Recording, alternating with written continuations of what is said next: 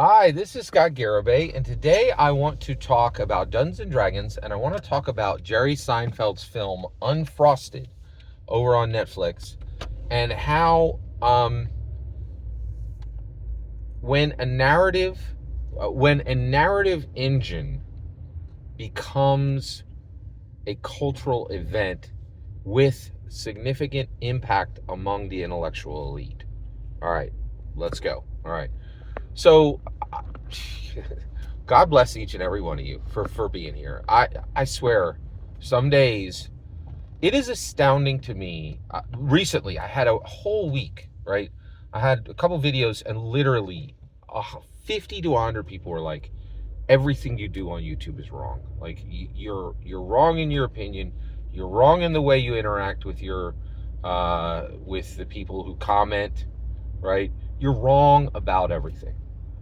Every single metric on my channel is going up right now, faster than ever, right?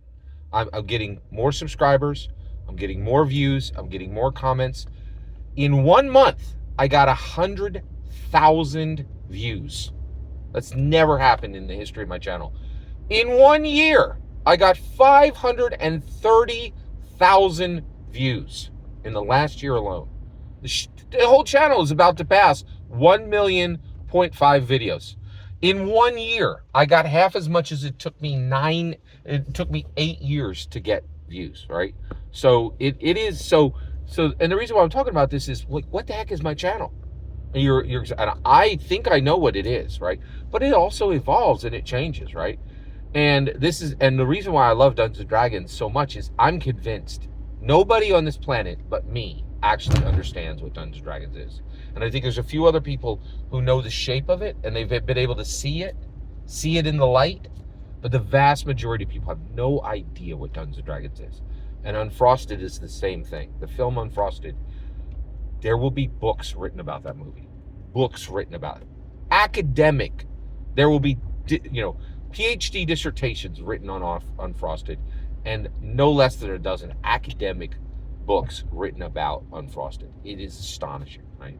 And so what my channel is I am a presentorian of Dungeons and Dragons, not a historian, a presentorian, and an advocate for Dungeons and Dragons, and not a fan. And my channel doesn't look like anything anybody's ever seen because I don't approach Dungeons and Dragons like anyone else on this planet, right? And people are like, "Oh, I'm so upset with you. See you tomorrow." And I'm like, okay, So, and I'm not saying it's going to happen forever. I'm enjoying it while it does, right? Because I'll tell you right now, there are times where I get like 7,000 views in a day, right? I was doing this when I was getting 300 views a week, right? Like, and I think I'll still be doing it when I'm getting 300 views a week, and that time may come again, right? So I'm just enjoying, the favor while it's here. So let's talk about Unfrosted and what it has to do with Dungeons and Dragons. So Unfrosted is an astonishing film. It is a piece of art that is not good. Not good, right? As a piece of art, it is not good, right? There were many, many jokes that fell very flat, that threatened to ruin the entire story, right? And arguably may have ruined the story, right? Particularly the ravioli creature, the sea monkey ravioli creature, just really strange. Just you're like, what? Why did that need to be in here, right? Like, who thought that was funny, right? And apparently, Jerry Seinfeld, right? And there's just large tracks of the film that are not funny, right? But it is an amazing piece of art as a cultural event, right? And as an unmitigated, turbo-powered celebration of capitalism and Americanism, right? This is Jerry Seinfeld doing whatever the heck he wants to do. He rolled into Netflix and like, here's my idea, and here's the list of people that you go get right now. And that list was Christian Slater, Melissa McCarthy, Dungeons and Dragons actor Hugh Grant, right? Bobby Moynihan, right? Jim Gaffigan, right? People who get $10-20 million for a single comedy special, right?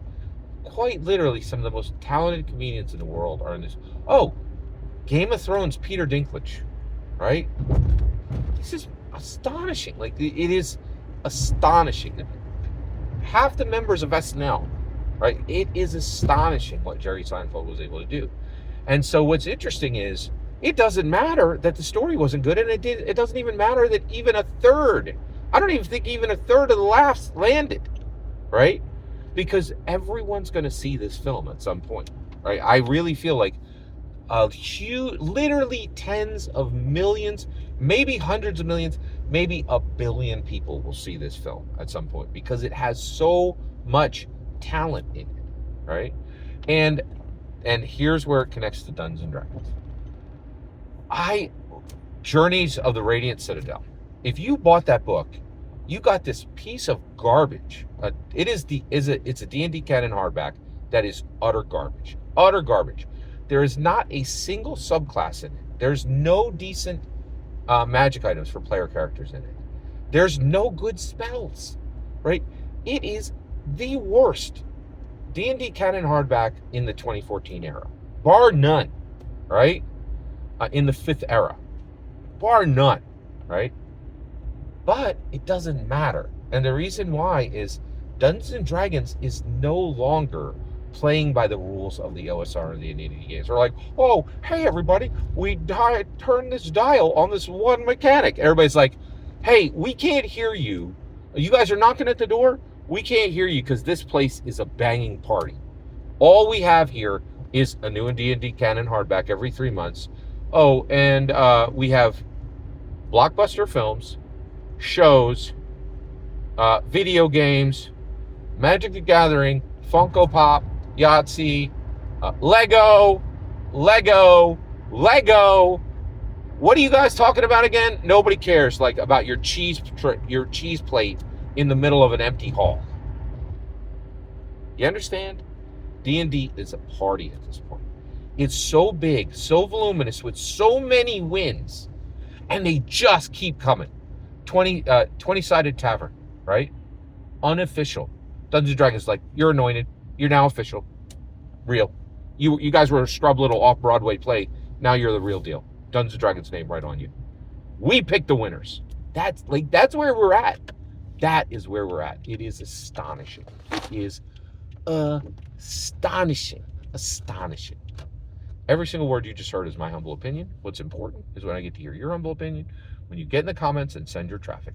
Please consider liking and subscribing, and have a fetch millennium.